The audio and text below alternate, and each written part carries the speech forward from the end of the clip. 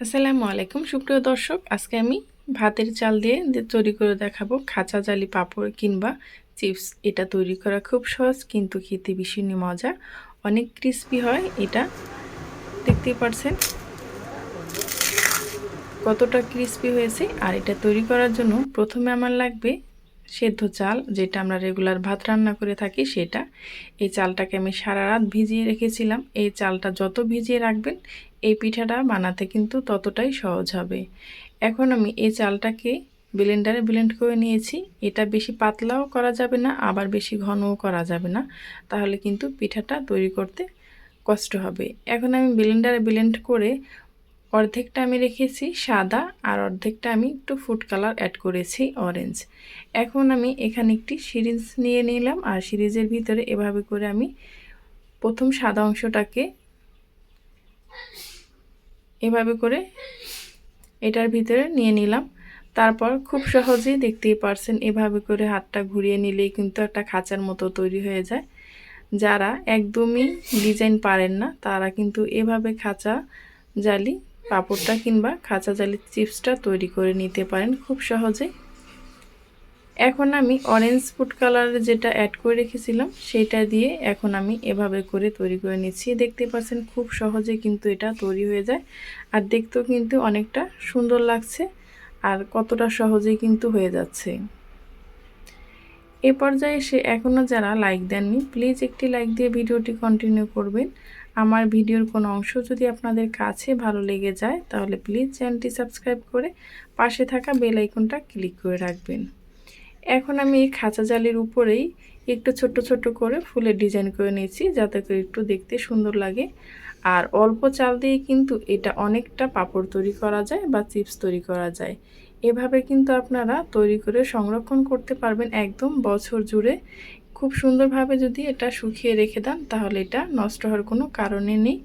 অতিথি আপ্যায়নে কিংবা ছোট বাচ্চারা থাকলে বিকালে চায়ের সাথে এটা কিন্তু আপনারা ঝটপটে ভেজে নিতে পারেন। এভাবে করে আমি সবগুলা পাঁপড় কিন্তু তৈরি করে নিয়েছি।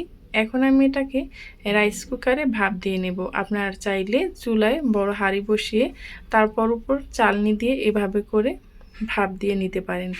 এটা খুব সুন্দরভাবে সেদ্ধ করে নিতে হবে। 1 মিনিট আপনার এটা ভাপ দিলে কিন্তু হয়ে যাবে, তার কমও অনেক সময় হয়ে যায়। এভাবে করে আমি সবগুলো পিঠা পাঁপড়গুলো একদম ভাপ দিয়ে নিচ্ছি।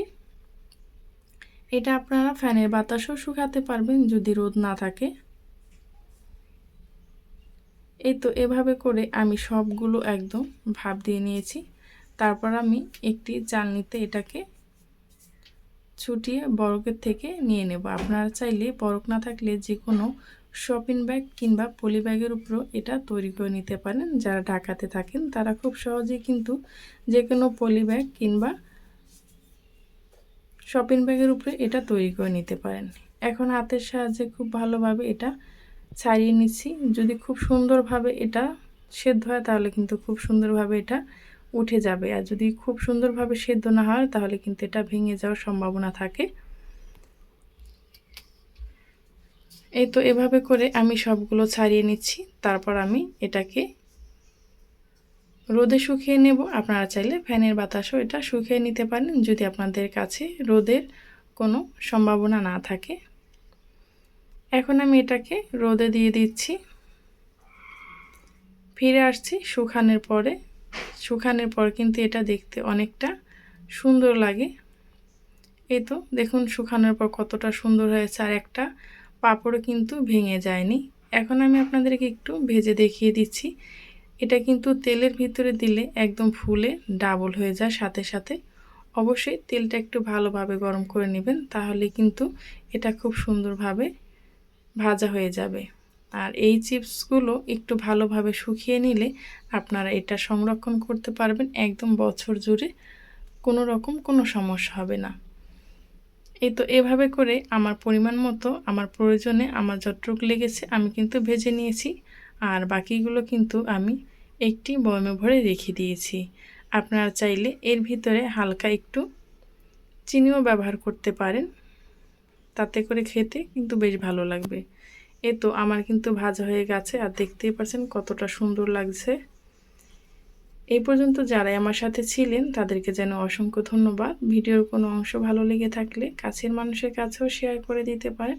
পরবর্তী ভিডিও নিয়ে আসা পর্যন্ত আশা করি সব ভালো থাকবেন, সুস্থ থাকবেন। আল্লাহ হাফেজ।